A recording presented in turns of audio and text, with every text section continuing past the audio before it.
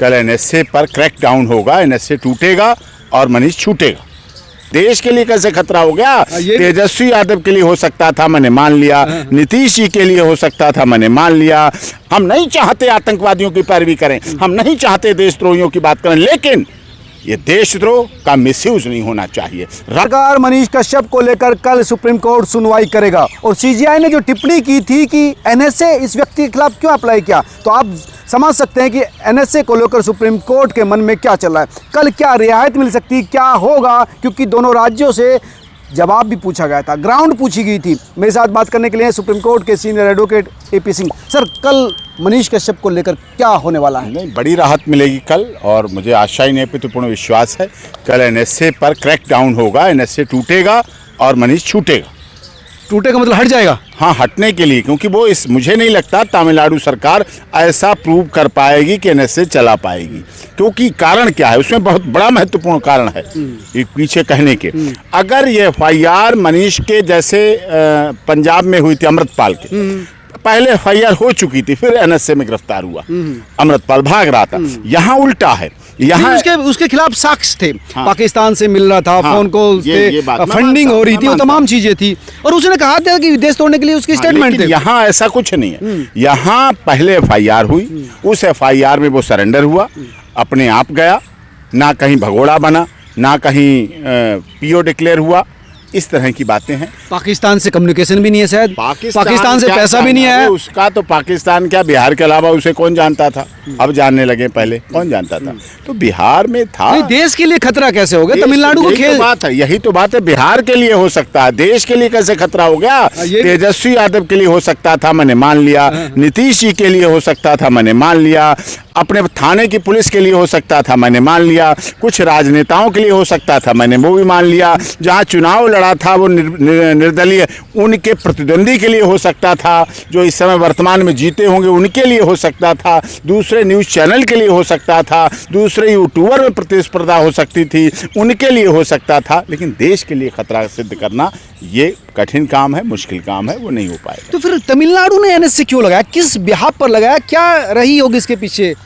तमिलनाडु ने जो लगाया है, अब वही तो कल सामने आएगा। अब एनएसए पे नोटिस हुआ था, अब एनएसए पे जवाब देना। पहले वो बता चुके हैं 6 केस हैं, वो बता चुके हैं इसकी वजह से हत्या हुई, वो बता चुके हैं आया था तमिलनाडु इस दौरान, ये बता चुके हैं कि बिहार में इससे पहले की भी 8 केस हैं, इन केसों से पहले वो बता चुके हैं यूट्यूबर नहीं राजनेता है, ये सरकार नेता राजनीति करता है, नेतागिरी करता है, तो ये सब बता चुके। तो नेता पर क्या एनएसए लगाओगे?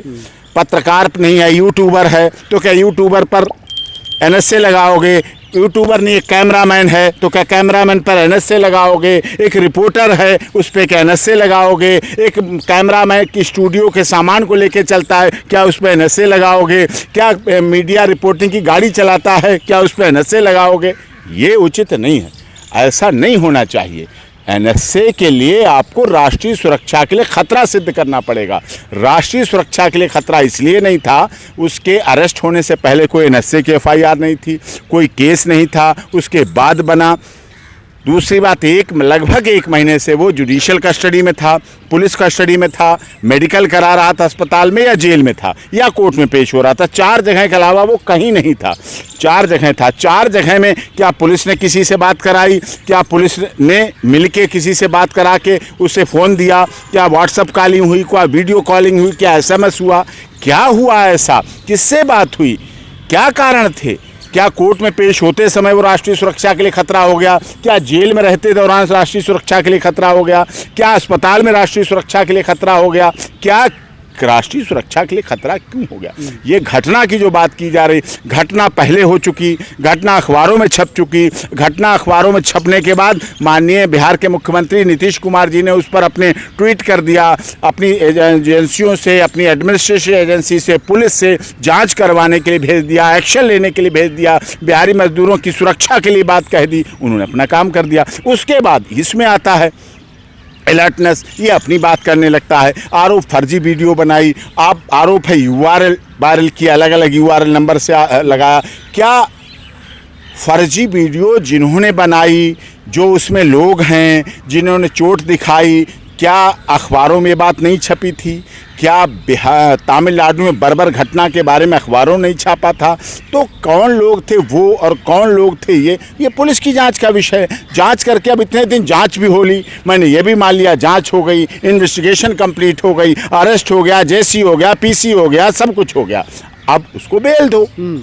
बेल इज रूल, मौलिक अधिकार है। मूल अधिकार है। खाता सीज रखो, कौन कह रहा है खाता खोलो? तो पूरी जांच हो जाए, पूरी इन्वेस्टिगेशन हो जाए, एक भी पैसा बाहर का मिले, एक भी पैसा गलत सोर्सेज का मिले, एक भी पैसा इस तरह का हो जो देश के लिए खतरा हो, आप उस पर एक्शन लो, आप उस पर कार्रवाई करो, आप उसकी प्रॉपर्टी जांच करो, आप उसके सब की जांच करो। इतने दिन से आप जांच तो कर ही रहे हैं, ऐसा तो है नहीं जांच कर नहीं रहे, ऐसा तो है नहीं हाथ पे हाथ रखे बैठे हैं। सब जांच कर ली, इन्वेस्टिगेशन कर ली, सारी कार्रवाई कर ली, अब तो कोई बात नहीं होनी चाहिए। कल क्या उम्मीद है?